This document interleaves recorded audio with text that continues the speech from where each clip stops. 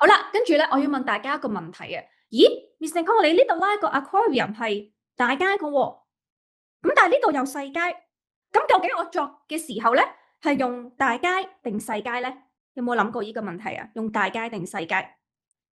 好，Abby 同學，你覺得咧？你見你舉手，係啦。係因為即係上面嗰個係 aquarium 係大家係因為個標題嚟嘅，不過平時唔使大家個咯。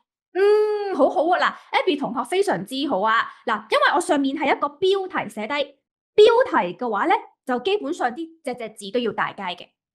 作嘅時候咧，嗱有兩個情況。如果你想講嗰個水族館嘅名稱，就用大街，即係你幫佢起一個名啊。即係例如呢個水族館嘅名叫做 Nicole Aquarium，用我個名起咗一個水族館，係咪啊？Nicole Aquarium 呢個名稱我就要大街。如果你唔幫佢起名，你純粹係講一個水族館嘅統稱嘅啫，唔係指定某一間水族館嘅話咧，就會用細街。get 唔 get 到？